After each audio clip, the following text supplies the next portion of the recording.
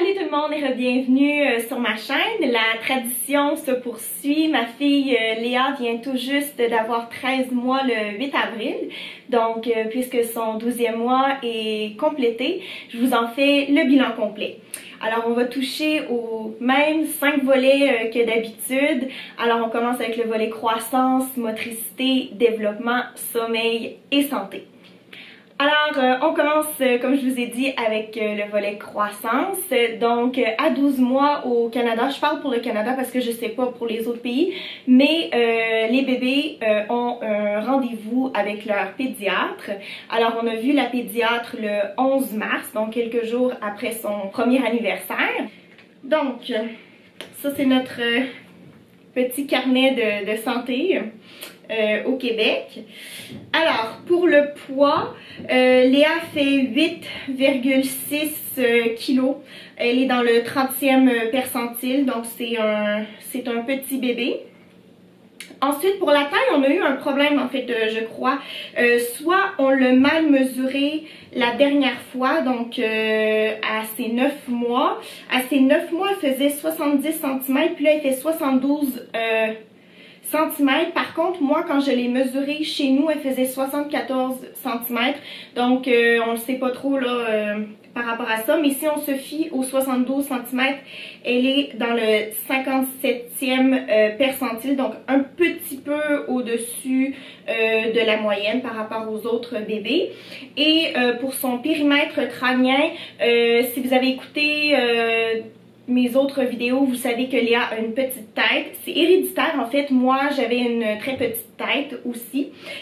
Donc Léa, à 12 mois, elle est à 43,5 cm, donc dans le 11e percentile.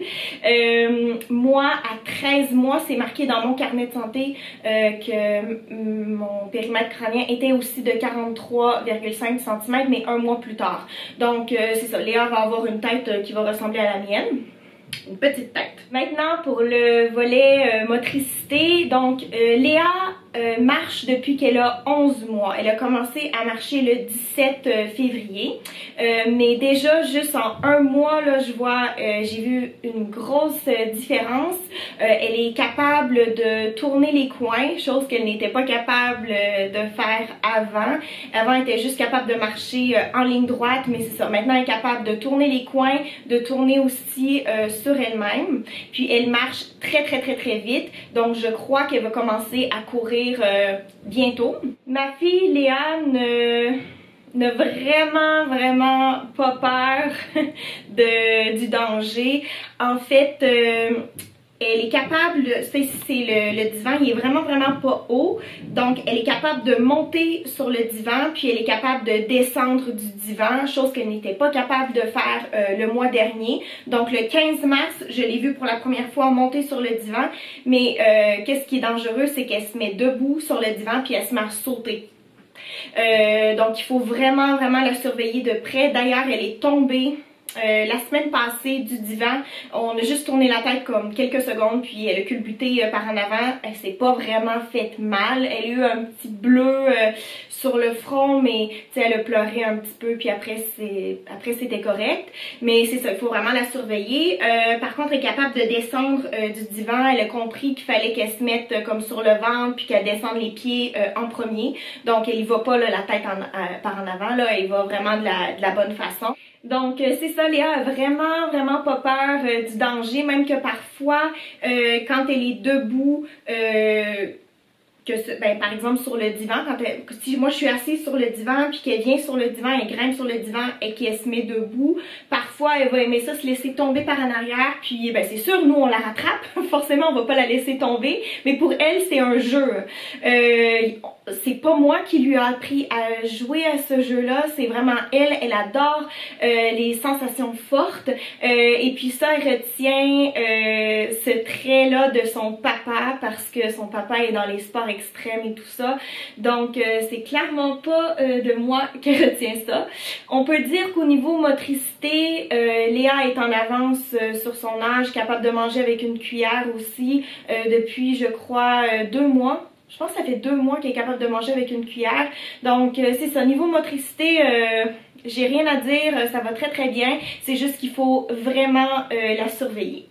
Maintenant, pour le volet développement, Léa a commencé un petit jeu, c'est moi qui lui ai appris en fait, c'est pic, pic, pic, tap, tap, tap, roule, roule, roule, en l'air. Donc ça, elle adore jouer à ça. Parfois, elle va me regarder en faisant ça comme ça, puis là, elle veut que je chante la chanson pic, pic, pic, tap, tap, tap, roule, roule, roule, et en l'air. Puis là, quand je dis en l'air, là, elle lève les bras.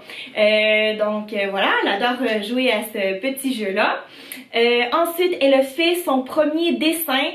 Bon, je dis dessin, mais c'est plutôt un gribouillis le 13 mars. Elle adore prendre des crayons dans ses mains, puis dessiner sur une feuille. Donc, c'est ça. Ma fille adore colorier. Ensuite, j'ai remarqué quelque chose lors de son 12e mois.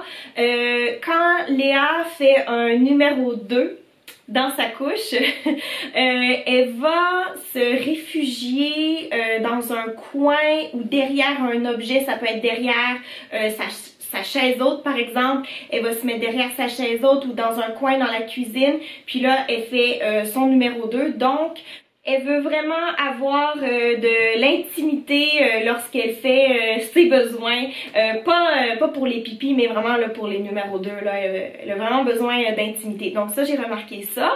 Alors, depuis quelques mois déjà, Léa a commencé à sortir des objets, que ce soit d'un tiroir ou d'une bibliothèque, sortir des livres.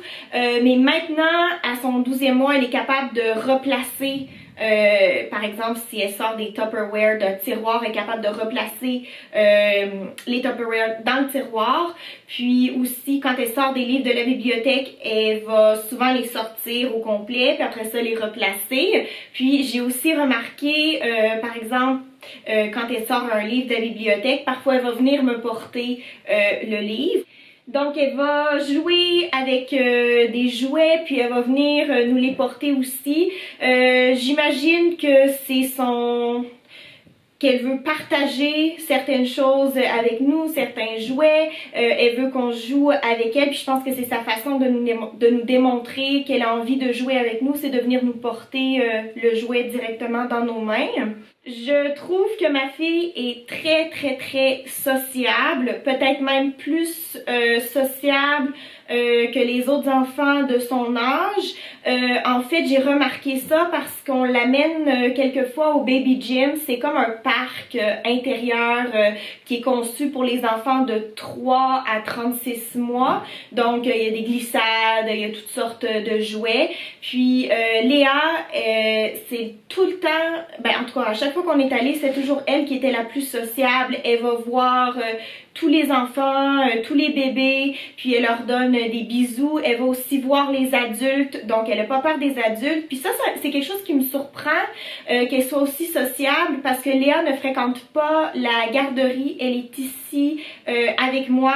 Elle n'a aucun contact avec d'autres enfants, d'autres bébés, ben c'est sûr, elle voit des adultes de temps en temps, des amis à moi, de la famille, etc. Mais je suis vraiment surprise que Léa soit si sociable que ça, étant donné justement, c'est ça, qu'elle n'a pas de contact avec d'autres enfants. Il y avait un enfant qui pleurait l'autre jour, puis elle est allée lui donner un bisou, elle lui touchait la tête. Les vêtements et tout ça, est capable de caresser.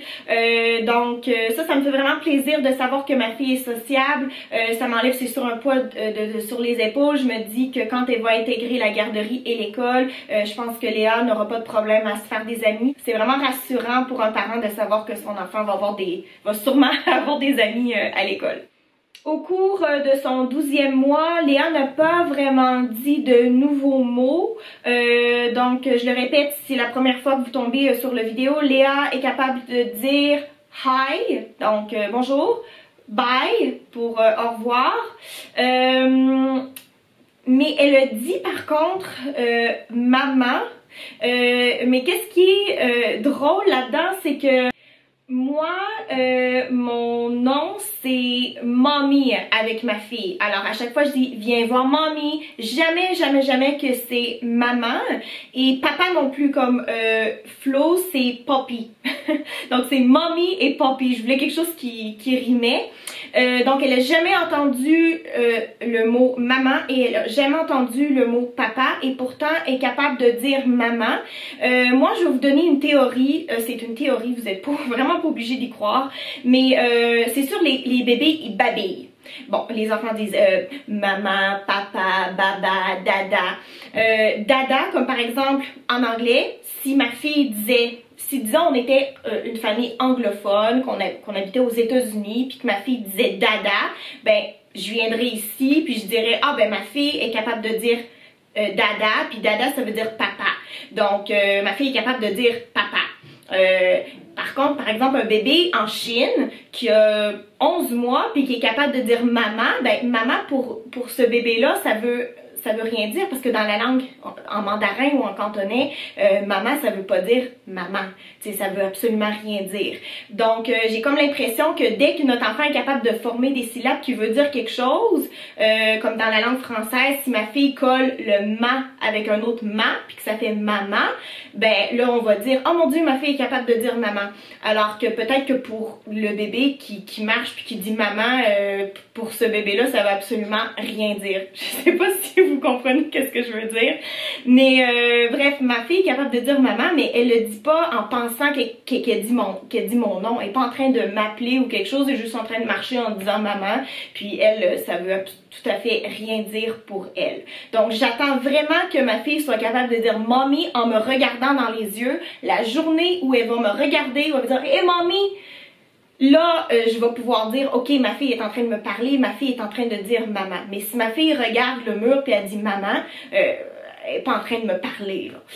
Maintenant, pour le volet sommeil, donc ma fille se réveille la nuit. Elle n'a jamais fait une nuit complète. La seule fois qu'elle a fait une nuit complète de toute sa vie, c'était à la fête des pères, donc en juin 2018. Sinon, ma fille se réveille toujours de 2 à 3 fois la nuit. Au début, je pensais qu'elle se réveillait à cause de ses reflux gastriques. Peut-être que parfois, c'est encore le cas.